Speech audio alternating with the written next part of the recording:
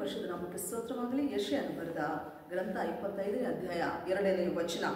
ನೀನು ದುರ್ಗವನ್ನು ನಾಶಪಡಿಸಿ ಪಟ್ಟಣವನ್ನು ಹಾಳು ದಿಬ್ಬವನ್ನಾಗಿಯೂ ಅಲ್ಲಿನ ಕೋಟೆಯನ್ನು ಯಾರು ಎಂದಿಗೂ ಕಟ್ಟಬಾರದ ಹಾಳೂರನ್ನಾಗಿಯೂ ಮಾಡಿದ್ದಿ. ಹೌದು ಪ್ರಿಯರೇ, ವಾಕ್ಯದಲ್ಲಿ ನೋಡುವಾಗ ಸೊದೋಮ ಗೊಮೋರ ಅದು ತುಂಬಾ ಶಪಿತವಾದ ಒಂದು ಪಟ್ಟಣವಾಗಿತ್ತು. ದೇವರಿಗೆ ವಿರುದ್ಧವಾದಂಥ ಒಂದು ಕಾರ್ಯಗಳನ್ನು ಮಾಡಿ ದೇವರ ಶಾಪಕ್ಕೆ ಗುರಿಯಾದಂಥ ಪಟ್ಟಣವಾಗಿದ್ದರಿಂದ ದೇವರು ಆಕಾಶದಿಂದ ಅಗ್ನಿ ಗಂಧಕವನ್ನು ಸುರಿಸಿ ಆ ಪಟ್ಟಣವನ್ನು ನಾಶನ ಮಾಡಿಬಿಟ್ಟಿದ್ದಾರೆ.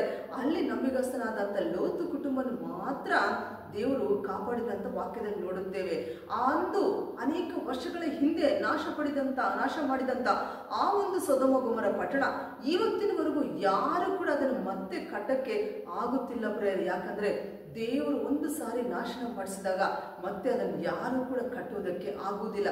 ಅದೇ ಪ್ರಕಾರ ನಾವು ಯೆರಿಕೋ ಪಟ್ಟಣವನ್ನು ಕೂಡ ನಾವು ನೋಡಿದಾಗ ಅದು ಕೂಡ ಶಪಿತವಾದಂಥ ಪಟ್ಟಣ, ದೇವರಿಗೆ ವಿರುದ್ಧವಾದಂಥ ಪಟ್ಟಣ, ವಿಗ್ರಹಾರದಿಂದ ತುಂಬಿದಂಥ ಪಟ್ಟಣ. ಆದ್ದರಿಂದ ಯೆಹೋಶುವನ ಕಾಲದಲ್ಲಿ ಯೆಹೋಶುವ ಒಂದು ಯುದ್ಧ ಮಾಡಿ ಆ ಪಟ್ಟಣವನ್ನು ನಾಶನ ಮಾಡಿ ಅವರು ಬೆಂಕಿಯಿಂದ ಸುಡಲ್ಪಟ್ಟಾಗ ಆ ದಿನ ನಾಶವಾದಂಥ ಆ ಪಟ್ಟಣ ಇವತ್ತಿನವರೆಗೂ ಯಾರು ಕಟ್ಟಲಿಲ್ಲ ಅಂತ ನಾವು ನೋಡುತ್ತೇವೆ ಪ್ರೇರೆ.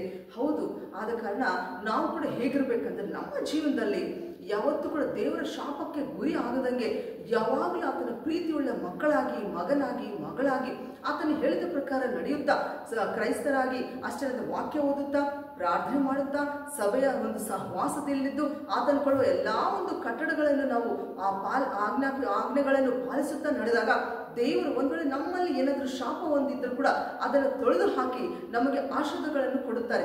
ವಾಕ್ಯದಲ್ಲಿ ನೋಡುವಾಗ ಯವನಸ್ಥನಾದ ಅಬ್ಷಾಲೋಮನು ದೇವರಿಗೆ ತಂದೆಯಾದ ತನ್ನ ದಾವೀದನಿಗೆ ವಿರುದ್ಧವಾಗಿ ಬಂದರಿಂದ ಆತನು ದೇವರ ಶಾಪಕ್ಕೆ ಗುರಿಯಾಗಿ ಯವನ ಕಾಲದಲ್ಲಿ ತನ್ನ ಜೀವನವನ್ನು ತಾನು ಕಾಪಾಡಿಕೊಳ್ಳದೆ ನಾಶಪಡಿಸಿಕೊಂಡು ಆತನ ಸತ್ತೋಗಿದ್ದಾನೆ ಅಂತ ವಾಕ್ಯದಲ್ಲಿ ನಾವು ನೋಡುತ್ತೇವೆ ಪ್ರೇರೆ.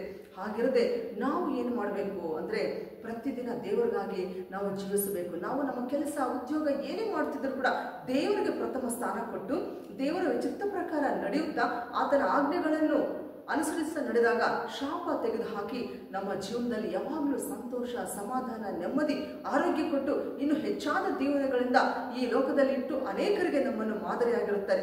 ಅಂತ ಒಂದು ಆಶೀರ್ವಾದಕರವಾದ ಜೀವನ ಜೀವಿಸುವುದಕ್ಕೆ ಪರಿಶುದ್ಧಾತ್ಮ ತಂದೆ ನಮ್ಮೆಲ್ಲರೂ ಕೂಡ ಸಹಾಯ ಮಾಡಲಿ. ಆಮೆನ್.